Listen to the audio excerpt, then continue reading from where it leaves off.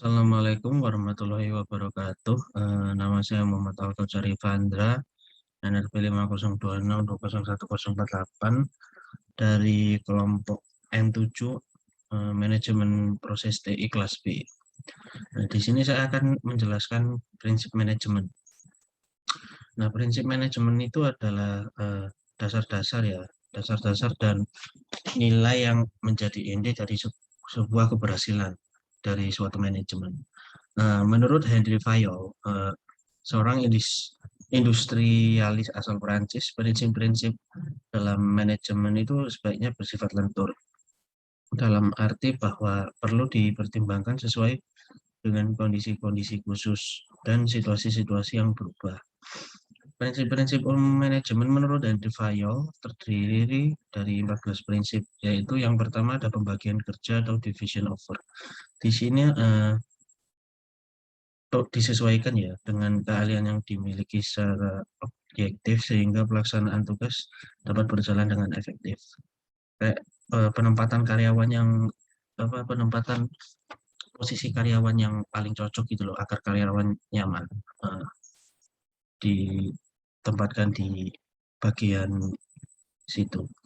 Dalam hal ini penempatan karyawan sebaiknya menggunakan prinsip right man in the right place yang artinya pria yang cocok di tempat yang cocok gitu. Lalu yang kedua, wewenang dan tanggung jawab.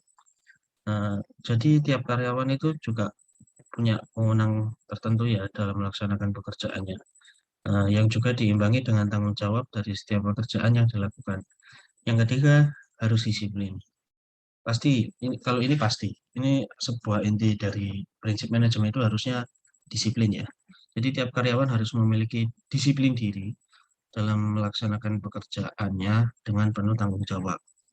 Lalu yang keempat, ada kesatuan perintah.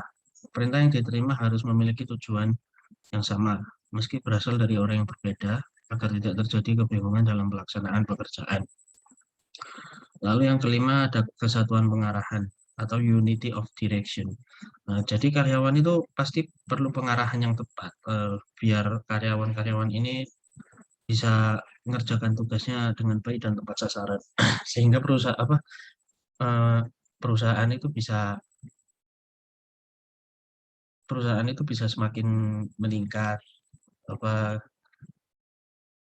target-target pasarnya bisa semakin meningkat.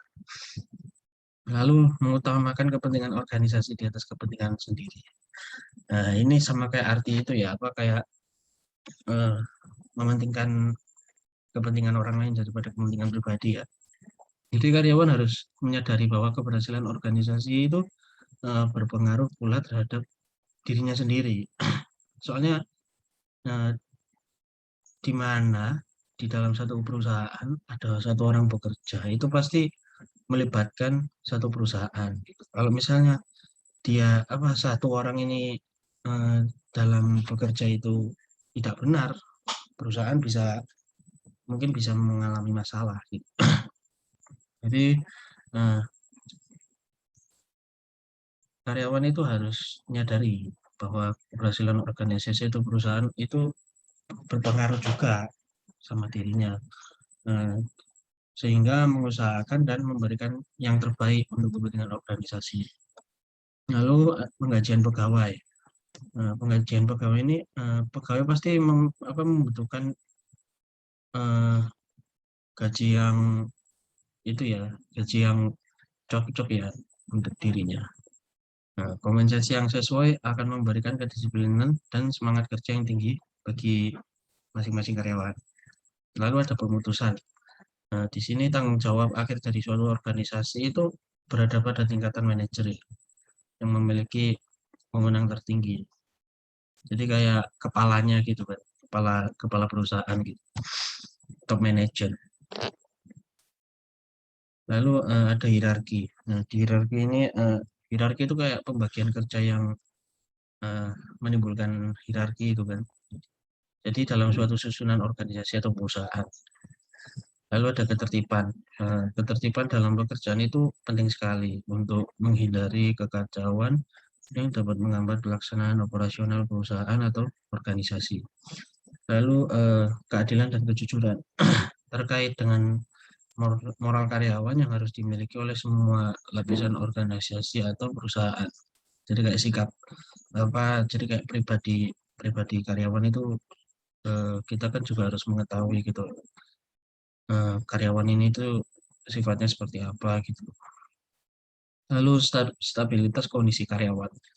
Nah, di sini kestabilan kondisi perlu dijaga agar tidak mengganggu performa karyawan yang pada akhirnya menghambat pencapaian tujuan. Lalu ada prakarsa. Prakarsa ini timbul saat seseorang itu berusaha menyelesaikan hal-hal yang semestinya dilakukan agar memberikan hasil maksimal. Lalu yang terakhir ini ada semangat kesatuan dan semangat kors. Jadi ini rasa senasib sepenanggungan ya, kayak ibaratnya saya susah, kalian juga ikut susah, saya senang, kalian juga ikut senang, seperti itu. Nah, jadi semangat rasa senasib ini memberikan semangat untuk bekerja sama dalam mencapai tujuan yang diharapkan. Itu saja yang bisa saya sampaikan. Semoga eh, dapat menambah informasi baru untuk teman-teman semua terkait prinsip manajemen ini. Saya Muhammad Al-Basari Fandra. Wassalamualaikum warahmatullahi wabarakatuh.